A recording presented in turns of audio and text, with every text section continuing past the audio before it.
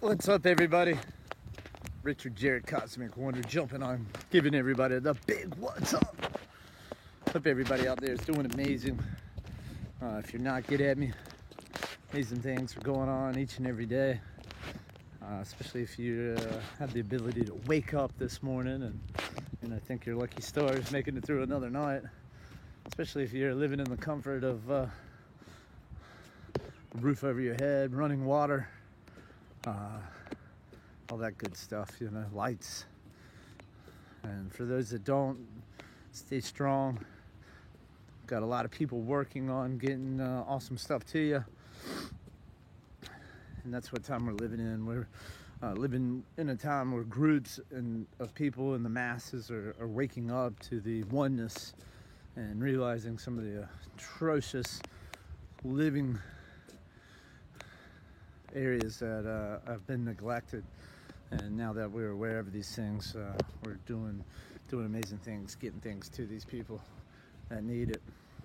And in the meantime, for the people that can't make it in the physical form, we're doing works with the internet where you can connect with people all over the world on so many levels and so many aspects, and through that empowering each other, especially for anybody that's going through what I've been going through. For me, it's been the awakening and the truth of how powerful we are as individuals and what's really going on inside of us. And being a human being, it's pretty freaking amazing right now, guys. But be sure to get at me. In the meantime, there's so many books, authors, artists, podcasts out there that are really empowering people, teaching people how to do new things, to think differently, to look at things in a new light. What I'm going to be trying to bring to each and every one of you guys and across the globe is a better understanding of some of the most ancient things that keep us divided today, dealing with religion, Christianity, Islam, Judaism, and the ancient religions like Hinduism and Jainism and Buddhism. There's so many things that have to be really looked at in the correct light, opposed to up until now, especially in Christianity, but also in all the other ones as well. People taking these texts literally, which is it's scary to think that. And I meet some of the smartest people that fall victim to this conditioning and programming, and sometimes, unfortunately, it has to do with buying something in the mind when it's taught to us as children. And some of those things are the hardest things to break down.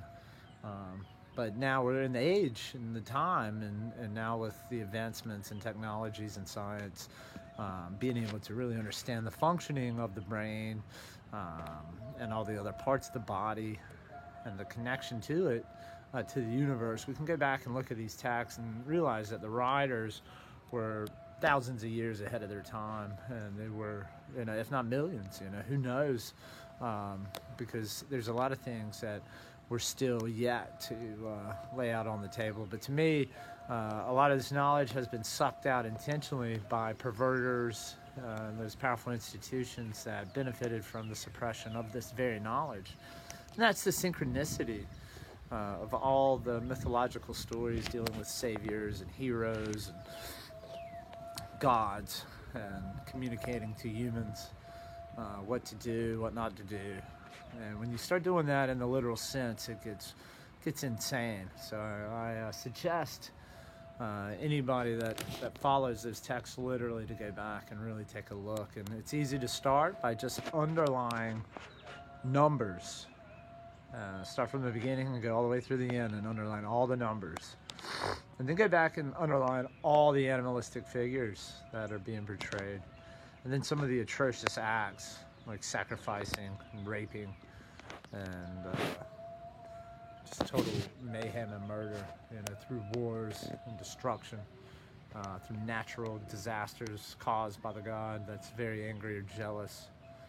And the more you do it, you'll start to see a bigger, deeper meaning with these numbers and these references that are actually cueing you on things that are actually going on in astronomical fashions, and how they correlate to the human being having the experience here on planet Earth. And I know it might sound a little complex for some people. Some people are starting to really become aware of it.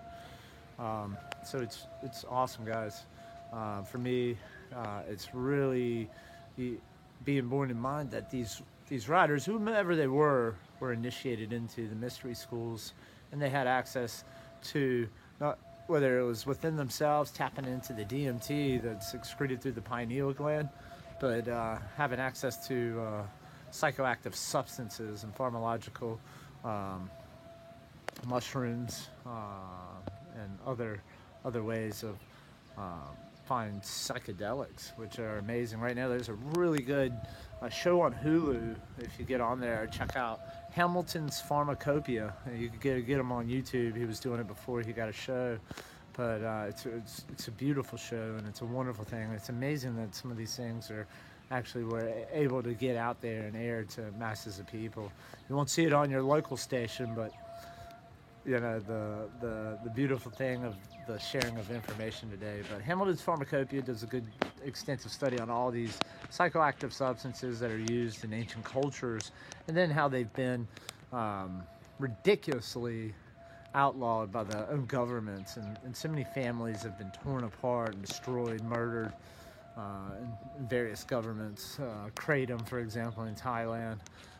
And when you see how it's a disruption in the big giants of pharmaceutical industries and healthcare products, when some of these natural things cure people or dissolve a lot of their problems or help them with their problems, where they're not so reliant on that medical system that seems to be creating a lot of customers through heinous practices, through vaccinations. And I'm not saying all vaccines are bad, but the onslaught and the heavy numbers that are taken, and when we overall look at the infant death rate in the U.S., there's something going on there, guys. And it's time to wake up. And not only infants, but all throughout human beings' lives.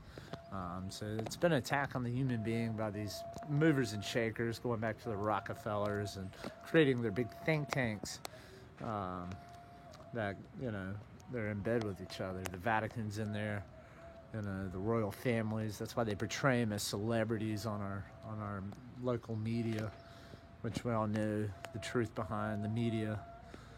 And the more as it continues to grow, the masses are thinking for themselves, and that's a beautiful time.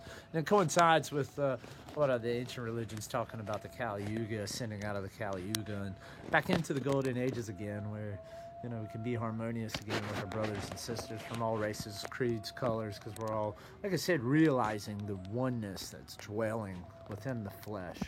And that's the electrical current. And the writers of all these ancient texts were really cueing people into activating that knowledge within yourself. And that's through the Christ that's in you, not some person wandering around and doing things, which these are all happenings of inside you once you begin your journey through the awakening. And then once that's ultimately completed, you will see on your back of your $1 bill, that's what it's symbolic of.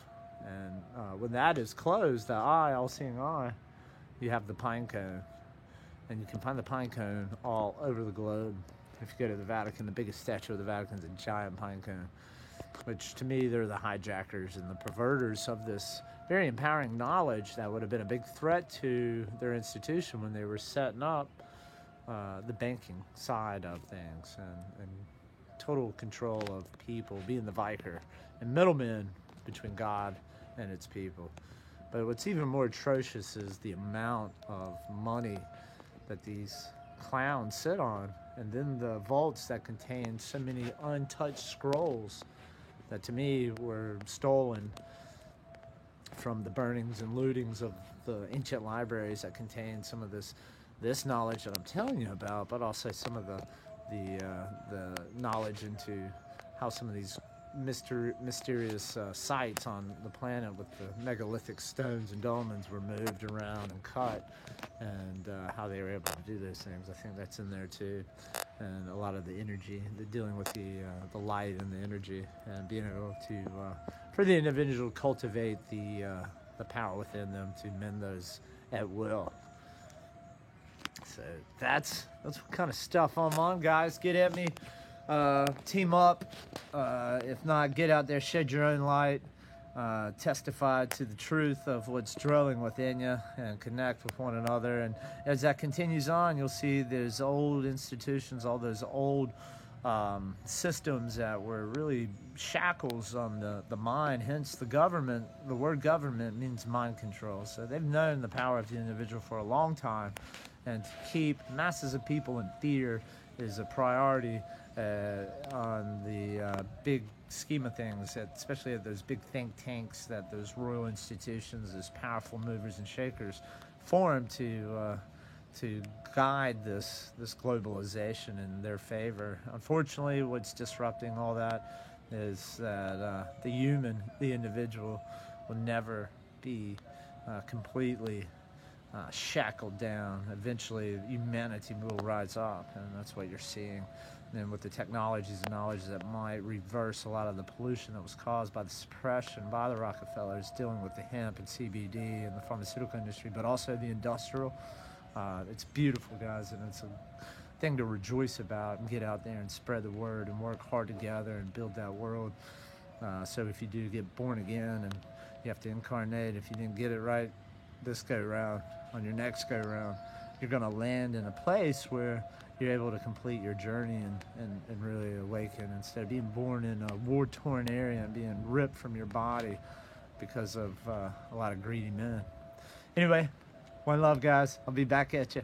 Peace out.